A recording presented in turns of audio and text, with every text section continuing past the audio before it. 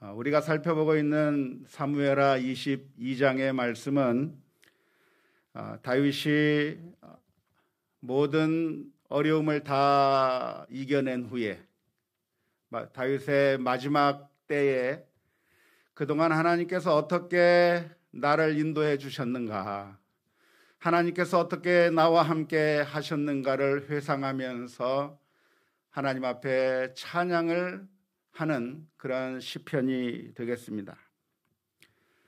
하나님께 감사하고 하나님께 영광을 올려드리는 그 믿음의 고백들이 사무엘하 22장의 말씀 한 구절 한 구절을 살펴보면 거기에 아주 진하게 국물이 진국이 우려 나오듯이 거기에 다 함축되어서 시편을 기록하고 있습니다.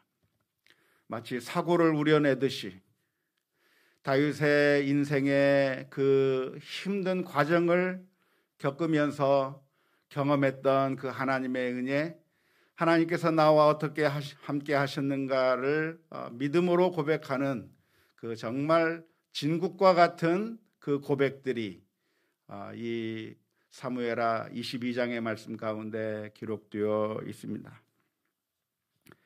그런데 오늘 본문의 말씀을 보면 이렇게 고백합니다. 여호와께서 사셨다라고 하는 고백을 하는 거죠.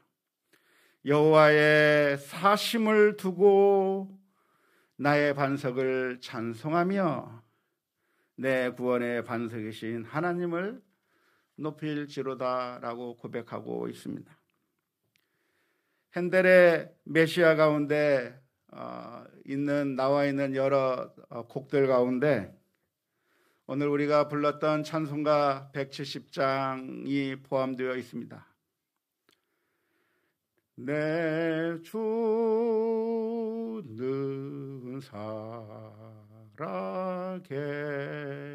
살아계시고 그 찬양, 주님께서 안 계신 것이 아니라 주님께서 과거에는 있었지만 지금에는 사라져버리고 흔적도 없어져버리고 죽어버린 하나님이 아니라 지금도 살아계시구나라고 하는 그런 믿음의 고백의 찬양이 내 주는 살아계신다라고 하는 그런 믿음의 고백의 찬양입니다. 우리가 함께 부른 이 찬송가 170장은 원래 욥기에 기록되어 있는, 그러니까 욥의 고백으로 나와 있는 내용으로 근거한 찬양입니다. 욥기 19장 25절의 말씀에 내가 알기에는 나의 대속자가 살아계시니 마침내 그가 땅 위에 서실 것이라. 힘들고 어려운 고난의 과정 가운데 있는 욥이 나에게 아무런 소망도 없고 아무런 빠져나갈 구멍도 없고 완전히 절망해버릴 수밖에 없는 그런 상황에 있었지만, 그러나 그 순간에 욥의 고백이 무엇이냐면 내 대속자가 살아계신다, 나를 구원해 주실 분이 살아계신다라고 믿음의 고백을 하는 그 욥기 19장의 말씀으로 지은 찬송입니다. 온갖 고난을 당하고 있던 욥이 친구들이 찾아와서 하는 말 때문에 더 큰 고통을 받습니다. 한마디 한마디 하는 그 말 속에 가시가 숨어 있고 정말 아픈 곳을 푹푹 찔러버리는 그런 친구들의 말 가운데서 고통을 겪었던 그 욥이 그럼에도 불구하고 나의 구원자가 살아계시고 나를 건지시고 회복시켜 주시는 하나님이 계시다고 하는 그런 믿음의 고백 가운데 했던 그 고백이 바로 욥기 19장 29절의 고백이라고 할 수가 있습니다.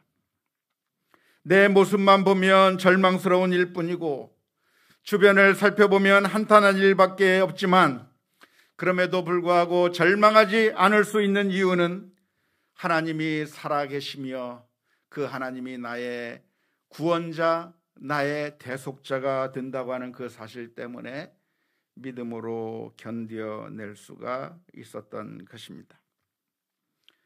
그런데 오늘 우리가 읽은 사무엘하 22장의 말씀에서도 다윗은 욥이 고백했던 것과 같은 그런 고백의 노래를 부르고 있는 겁니다. 다윗의 입에서 나온 고백이 무엇이냐면 여호와께서 살아계심을 두고서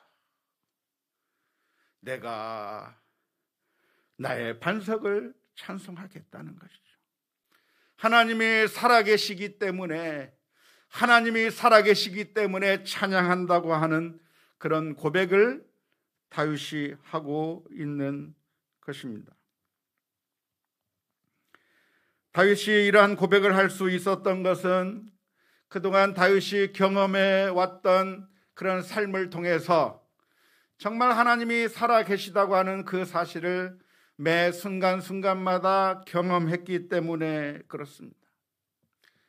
홍한의 소년, 아무도 알아주지 않았던 그 다윗에게 하나님께서는 사무엘 선지자를 보내서 기름을 붓던 그 감격스러운 장면에서부터 시작해서 골리앗을 무찔렀던 그 이야기, 그리고 사울의 창을 피하여 도망자의 삶을 살아야만 했었던 그런 힘들고 어려웠던 시절, 광야에서 산적 두목과 같은 신세로 살아가면서 언제 그 삶이 끝나게 되나, 언제 이런 산적과 같은 삶이 끝날 수 있을련가, 기약도 없는 그 삶을 살아야 했던 그 시절을 지나야만 했었고, 때로는 미치광이 행세를 하면서 겨우겨우 연명해야만 했었던 그 다윗이 결국은 하나님께서 왕으로 세우시는 그 경험을 하였습니다.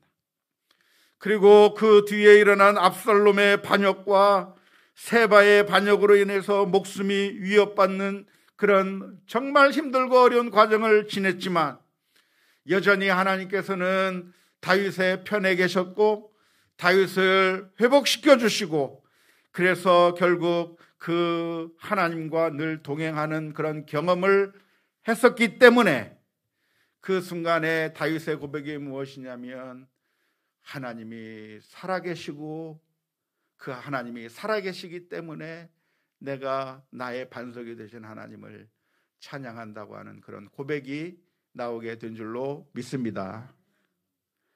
아마도 믿음이 없는 사람이라고 한다면 이런 모든 과정을 다 통과한 후에 스스로 자기 자신을 공치사하면서 자신의 무용담을 자랑하고 그러한 고난의 과정 가운데서 내가 어떻게 승리할 수 있었는가에 대해서 자랑하고 떠벌릴 수가 있었을 것입니다. 이렇게 참 자수성가한 사람, 무엇인가 큰 어려움을 극복해낼 수 있었던 사람들의 들려주는 그 화려한 이야기를 듣다 보면 정말 대단한 사람처럼 느껴지게 되겠는데요.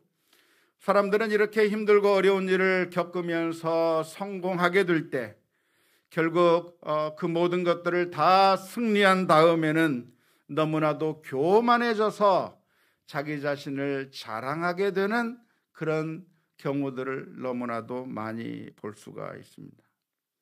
실제로 우리 주변에는 그렇게 자신이 얼마나 수고했는지, 내가 얼마나 노력을 했는지, 내가 얼마나 많은 일을 해냈는지를 알아주었으면 하는 마음으로 자꾸만 자기가 한 일을 떠벌리는 사람들이 많이 있습니다. 정말 열심히 일을 했지만 그런데 결국 그 일을 한 다음에는 자기를 자랑하고 내가 이만큼 수고하고 이만큼 헌신하고 이만큼 노력했다고 하면서 자기 자신을 드러내려고 하는 것이 인간의 얄팍한 마음이죠. 그게 모든 사람들이 가지고 있는 얄팍한 마음입니다. 그럼 교만한 사람들을 보면서 자신이 얼마나 수고했는가를 드러내려고 하는 그런 사람들의 그 노력들을 보면서 참 측은한 마음이 들 때가 많이 있습니다. 참 수고는 많이 했는데 자기를 공치사하면서 드러내는 것으로 다 깎아먹는 모습을 보면서 너무나도 안타까운 마음을 가질 때가 많이 있습니다. 오늘을 가리켜서 PR의 시대라고 하는데요, 남이 알아주지 않는 것은 내가 나 자신을 선전하지 않았기 때문이니까, 그래서 자꾸만 나 자신을 알려야만 하고 내가 얼마나 수고했는지, 내가 얼마나 열심히 노력했는지 이것을 다 이야기해주고, 나의 무용담을 이야기해주고, 내가 어떻게 골리앗을 쓰러뜨렸고 내가 어떻게 이런 엄청난 일들을 다 극복해 올 수 있었는지, 그러한 모든 것들을 다 이야기해야만, 그래야만 사람들이 나를 존경해 줄 알고 그 앞에서 자랑을 하는 경우가 너무나도 많이 있습니다. 그런데 속지 않았으면 좋겠어요. 하나님이 안 계시다고 한다면 그렇게 자랑해야만 되고 알려주어야만 하겠지만, 그러나 하나님이 계시다고 한다면, 그리고 공의로우신 하나님, 결국에는 모든 것에게 모든 수고와 노력들을 알아주시는 하나님, 눈물을 아시고 우리의 수고와 헌신을 아시는 그 하나님을 믿는다고 한다면, 교만하거나 자신을 드러내거나 사람들로부터 박수받기 위해서 나 자신을 자꾸만 드러내는 그런 어리석은 일을 할 것이 아니라, 사람들에게 칭찬받기 위하여, 사람들로부터 인정받기 위해서 그렇게 신앙생활하다가 하늘에서 아무런 상급도 없는 그런 허망한 인생을 살 것이 아니라, 하나님께서 인정해 주실 것을 바라며 묵묵히 하나님 앞에 엎드리는 우리 모두가 다 되어야 될 줄로 믿습니다. 다윗은 자신이 승리하는 그런 그 삶의 그 결과를 보면서 내가 잘했다고 하는 사실을 드러내는 것이 아니라, 하나님께서 살아계셨고 그 하나님께서 나를 도와주셨다고 하는 그 사실을 고백하고 있는 겁니다. 자칫 교만해질 수 있는 그 상황 가운데서 다윗은 오히려 겸손해졌고 살아계신 하나님을 찬양할 수 있었습니다. 오늘 우리들에게도 이러한 믿음의 시각이 필요합니다. 하나님께서 우리들에게 얼마나 많은 사랑을 베풀어 주시고 많은 것들을 베풀어 주셨는데, 그러한 것들을 경험하면서 하나님이 살아계시구나, 하나님이 나와 함께 계시구나 라고 하는 사실을 발견해야 되는 것이죠. 하나님께서 우리에게 얼마나 많은 그 하나님의 지문을 우리 주변에 많이 뿌려 놓았는지 모릅니다. 그래서 믿음의 눈으로 바라보기만 하면 하나님이 계시다고 하는 사실을 알 수가 있을 것이고, 하나님이 우리를 사랑한다고 하는 사실을 알 수가 있습니다. 지난주일날 설교를 하면서 우리가 사람을 보기 때문에 하나님을 보지 못한다고 그렇게 말씀을 드렸는데요, 사실은 그 하나님, 사람을 보면서 하나님을 보지 못하는 이유가 있다고 한다면 바로 그 사람만 바라보기 때문에 그렇습니다. 이 세상의 것들을 바라보면서 하나님을 보지 못하는 이유가 있다고 한다면 이 세상의 것들만 바라보기 때문에 하나님을 볼 수가 없는 것이죠. 오히려 이 세상의 것들을 보면서 우리는 무엇을 생각해야 되냐면, 이 선물을 주신 그 선물을 전해주신 그 주님을 바라봐야 되는 거죠. 선물이 있다고 한다면, 우리에게 선물이 주어졌다고 한다면 그 선물만 바라볼 것이 아니라, 이 선물을 누가 줬지? 선물을 주신 분에 대해서 생각하는 것이 당연한 것처럼, 우리가 이 세상에서 경험하고 얻는 그 모든 것들이 있다고 한다면 그걸 통해서 나를 사랑하고 계시고 나에게 은혜를 베풀어 주시는 그 하나님을 바라보면서 하나님을 바라볼 수 있는 믿음의 눈을 가져야 될 줄로 믿습니다. 손가락으로 달을 가리키면 손가락을 볼 것이 아니라 달을 보아야 한다고 하는 말처럼, 하나님께서 우리에게 주시는 그 모든 것들은 사실 하나님을 드러내기 위해서 우리에게 주신 것인데, 그걸 통해서 하나님이 가려져 버리고 이 세상의 것들 때문에 하나님이 보이지 않는 그런 결과가 나타날 것이 아니라, 어떤 것을 만난다고 할지라도 그것을 넘어서서 그 선물을 주시는 하나님을 바라보며 믿음으로 겸손하게 고백할 수 있는 우리 모두가 다 될 수 있기를 주님의 이름으로 축원합니다.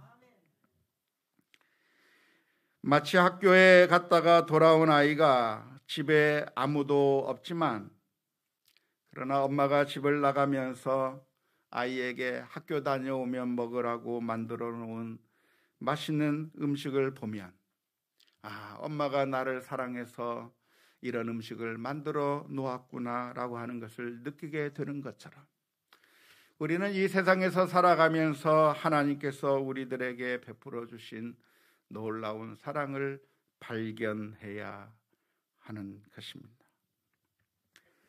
이 다윗은 이런 고백을 할 수 있었던 이유가 무엇이냐면, 다윗은 여러 가지 의로운 길을 가기도 했었지만 사실은 다윗에게 치명적인 약점이 하나가 있었습니다. 그것은 바로 밧세바와의 범죄 사건일 것입니다. 밧세바와의 범죄 사건으로 말미암아 하나님의 심판을 자초했고, 그리고 이제는 완전히 죽을 수밖에 없는 그런 인생이었지만, 놀랍게도 하나님께서는 다윗을 용서해 주셨습니다. 그리고 내가 죽지 아니하리라 선언해 주셨고, 마땅히 큰 심판을 내려야 함에도 불구하고 하나님께서는 솜방망이 처벌을 하시는 그 모습을 보면서 하나님에 대한 사랑을 너무나도 느꼈을 것입니다. 뿐만 아니라 자기가 행한 것보다도 더 크게 축복하시는 하나님의 손길을 바라보면서 하나님의 은총을 더 크게 발견하게 되었을 것이라고 믿습니다. 그래서 오늘 본문의 말씀 48절, 49절의 말씀에 보면 이렇게 표현하고 있습니다. 이 하나님이 나를 위하여 보복하시고 민족들이 내게 복종하게 하시며 나를 원수들에게서 이끌어내시며 나를 대적하는 자 위에 나를 높이시고 나를 강포한 자에게서 건지시는도다. 하나님께서 다윗에게 어떻게 은혜를 베풀어 주셨는가를 생각하면서 노래하면서 그러면서 하나님을 찬양하는 겁니다. 50절 말씀에 이렇게 말합니다. 이러므로 여호와여 내가 모든 민족 중에서 주께 감사하며 주의 이름을 찬양하리이다. 다윗의 결론이 무엇이냐면 감사와 찬양이 그의 결론이 된 줄로 믿습니다. 우리가 살아가면서 우리는 감사하는 것이 당연해요.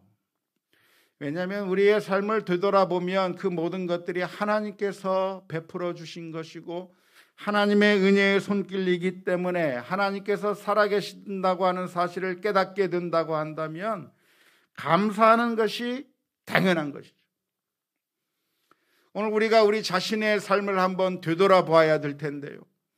우리들의 입술에서 감사가 나오는지 불평이 많이 나오는지 우리 자신의 모습을 스스로 돌이켜 볼 수 있기를 바랍니다. 만일 우리들의 입술에서 늘 불평과 불만과 원망이 나오고 있다고 한다면 아이고 내 신세야 라고 하는 그런 한탄이 자꾸만 나오고 있다고 한다면 그것은 하나님을 경험하지 못한 이유일 것입니다. 우리가 하나님을 안다고 한다면 감사할 수가 있는 것이죠.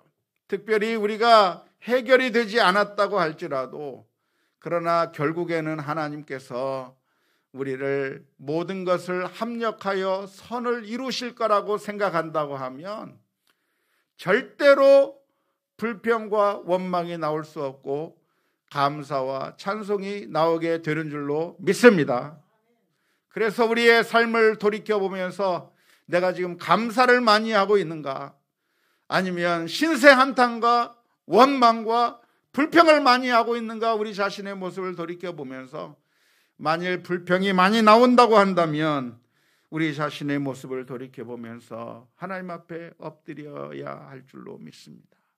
주님, 저의 눈을 밝게 하셔서 이 세상의 것들만 바라보다가 하나님이 살아계신 것을 보지 못하는 어리석음을 갖지 말게 하여 주옵소서. 기도해야 돼요.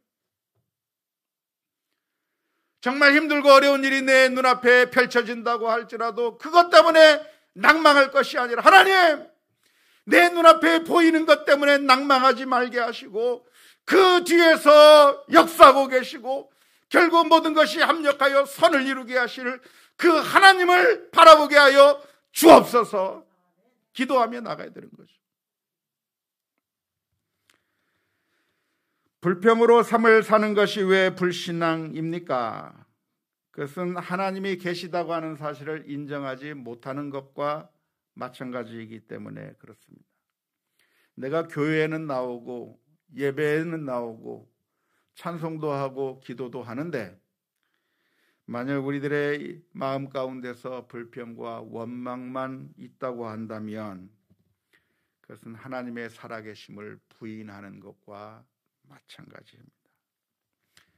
하나님이 계시다고 하는 사실을 안다면 감사가 나올 수밖에 없는 것이고 찬양이 나올 수밖에 없는 것이죠. 그래서 우리 자신을 돌아보아야 되는데요, 야고보서 3장 10절에서부터 12절의 말씀 가운데서는 이렇게 표현하고 있습니다. 한 입에서 찬송과 저주가 나오는도다. 내 형제들아, 이것이 마땅하지 아니하니라. 샘이 한 구멍으로 어찌 단물과 쓴물을 내겠느냐. 내 형제들아, 어찌 무화과가 감람 열매를, 포도나무가 무화과를 맺겠느냐. 이와 같이 짠물이 단물을 내지 못하느니라.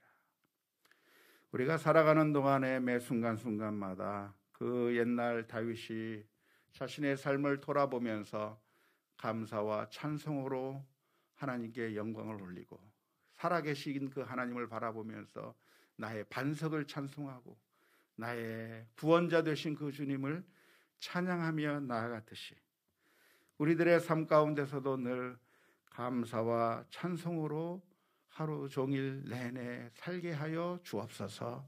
기도하며 나아가야 할 줄로 믿습니다. 다윗을 구원하셨던 그 하나님의 사랑은 다윗 시절에만 있었던 것이 결코 아닙니다. 다윗 시대에만 하나님이 살아계셨었고 지금은 하나님께서 사라져버린 것이 아닙니다. 우리 인류의 역사라고 하는 것은 하나님의 끈질긴 사랑의 역사라고 할 수가 있겠습니다. 하나님께서는 그 옛날 아담과 하와 시절부터 시작해서 지금까지 단 한 번도 사랑을 멈춘 적이 없어요.